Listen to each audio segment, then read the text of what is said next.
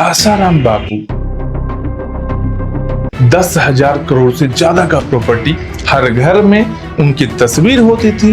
लोगों ने उन्हें बापू कहना शुरू कर दिया। माँ बापू भगवान नहीं। सेवा के नाम पर एक्सप्लॉइटेशन, कई लड़कियां मिसिंग हुई, मीडिया और पुलिस ऑफिसर्स पर अटैक होने लगा और वहीं से शुरू होता है सच का लड़ाई। दिल्ली पुलिस ने एक्शन लिया, एक एफआईआर लिखी जाती है मदाई कुटिया को सील करने का। कोर्ट ने नोटिस भेजा। आसाराम ने बोला, मैं भगवान हूँ, तुम पर राक्षस का साया है, तेरी फैमिली को मारा जाएगा। आसाराम को उम्र कैद की सजा दे दी। आज हम बात करने वाले हैं उस आदमी की जिसे लोग भगवान कहते थे, लेकिन जिसका सच भारत के न्याय सिस्टम ने पाप का प्रमाण बना दिया। नाम है आसाराम बापू। वही बाबा जिनके चरणों में मंत्री हो या मुख्यमंत्री हो या करोड़पति बिजनेसमैन, सबके सब झुका करते थे। हर घर में उनकी तस्वीर होती थी, हर गली में उनका भजन चलाया जाता था। लेकिन अगस्त 2013 में सब कुछ बदल गया।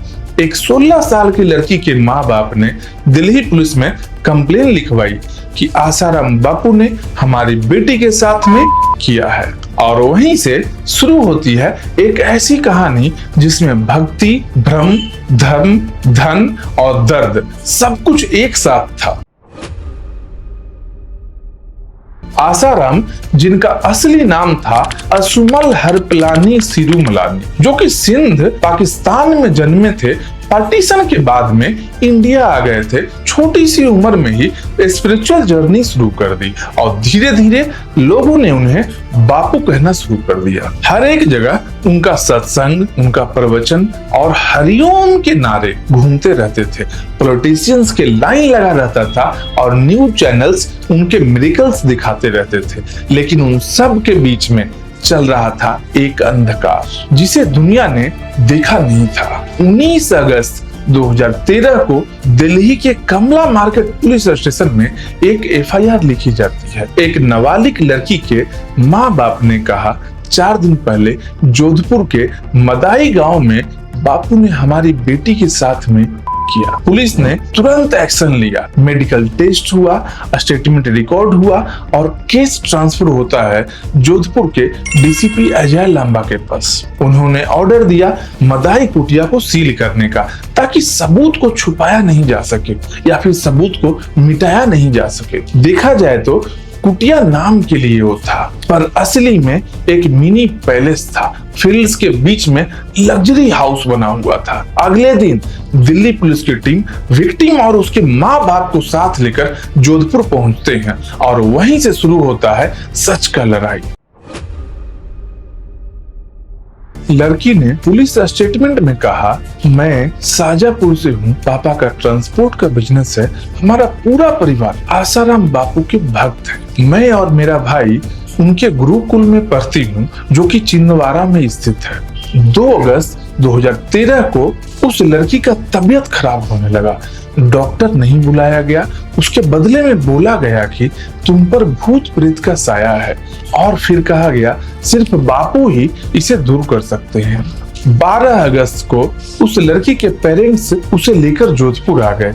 14 अगस्त को उन्हें बुलाया गया मदाई कुटिया में। बापू सत्संग कर रहे थे। बापू ने कहा, तुम पर राक्षस का साया है और मैं अनुष्ठान करूंगा, माँ बाप मंत्र जाप करेंगे, तुम मेरे साथ रहो। और फिर रात में जो हुआ उसने पूरी इंसानियत को हिला दिया। एक गुरु, एक संत उस लड़की के साथ अकेले कमरे में गए और उसका माँ बाप बाहर मंत्र जाप कर रहे थे, अंदर उनकी बेटी की इज्जत लूटी जा रही थी। 1.5 घंटे तक छुपी हुई वो अंदर से टूट गई और जब बापू ने धमकी दी, बाहर किसी को भी बोला तो तेरी फैमिली को मारा जाएगा, इसी डर से वो चुप रहती है। लेकिन जब वो दिल्ली अपने घर लौटती है, एक रात जब माँ ने उसके बाल को सहलाया तो वो रो पड़ी और बोलती है, माँ बापू भगवान नहीं है, और सब सच कह दिया।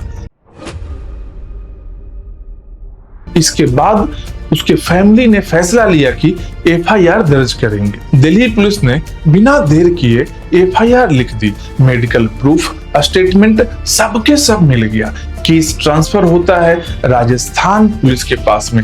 आसाराम के खिलाफ लुकआउट सर्कुलर जारी कर दिया जाता है, पर उन्होंने कोर्ट में बेल फाइल कर दिया। मैं बीमार हूँ, हर बार डिले कर रहे थे। जब कोर्ट ने नोटिस भेजा अगले हफ्ते प्रेजेंट हो जाइए, तो उन्होंने इंदौर में छुपना शुरू कर दिया। फाइनली 30 अगस्त 2013 को डीसीपी अजय लांबा और उनकी टीम इंदौर के आश्रम में घुस जाते हैं। रात के 11:15 बजे उन्हें अरेस्ट कर लिया जाता है। आसाराम ने बोला, मैं भगवान हूँ।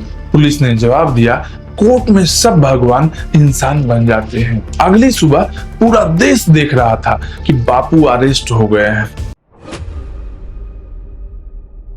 कोर्ट में केस चालू होता है। विक्टिम ने स्टेटमेंट दिया, डॉक्टर, पुलिस सबने गवाही दी, पर साथ ही धमकियां भी मिलने लगी। 2014 से 2017 के बीच में 9 विटनेस पे अटैक हुआ, जिसमें से 3 को मार दिया गया। एक जिसमें एक डॉक्टर थे, एक जर्नलिस्ट थे और एक आई विटनेस था। सब साइलेंस में छोड़ दिए गए। जज ने कहा, ये केस भारत के न्याय सिस्टम का टेस्ट है। डिफेंस ने हर ट्रिक यूज किया, मेडिकल रिपोर्ट पे डाउट, पॉलिटिकल कॉन्स्पिरेसी का ड्रामा और फेक न्यूज का कैंपेन। पर डीसीपी अजय लांबा ने सब सबूत कोर्ट में दिया, जैसे कि सीसीटीवी, कॉल लॉग्स, डीएनए का सैंपल्स। और 25 अप्रैल 2018 को जोधपुर कोर्ट ने आसाराम को लाइफ इम्प्रिजमेंट मतलब कि उम्र कैद की सजा दे दी। जज ने लिखा था, फेथ के नाम पर पाप सबसे बड़ा पाप है। बापू के 400 से ज्यादा आश्रम थे, 10,000 करोड़ से ज्यादा का प्रॉपर्टी और एक पूरा बिजनेस मॉडल। गुरुकुल के नाम पर लैंड को ग्रैब करना, आयुर्वेदा के नाम पर पैसा और सेवा के नाम पर एक्सप्लॉयटेशन। छिंदवाड़ा, सूरत और अहमदाबाद में कई लड़कियां मिसिंग हुई और सूरत के केस में 2 बहनों ने आसाराम और उनके बेटे नारायण साई पर केस फाइल कर दिया। दोनों कन्विक्ट हुए।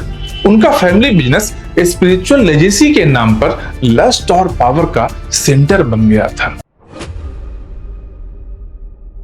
2014 के बाद से मीडिया और पुलिस ऑफिसर्स पर अटैक होने लगा। अजय लांबा को खुद सिक्योरिटी लेनी पड़ी, विटनेसेस मार दिए गए और सबूत छुपाए गए। एक विटनेस का कहना था, बापू के लोग सब कुछ कंट्रोल करते हैं, मीडिया से लेकर नेता तक। फिर भी इन्वेस्टिगेशन टीम नहीं झुकती है और आज आसाराम जोधपुर जेल में प्रिजनर नंबर 130 के रूप में बंद है। हर संडे वो प्रवचन करता है और अपने भक्तों से कहता है, मैं निर्दोष हूं, पर कोर्ट के रिकॉर्ड में लिखा है, he is guilty beyond reasonable doubt.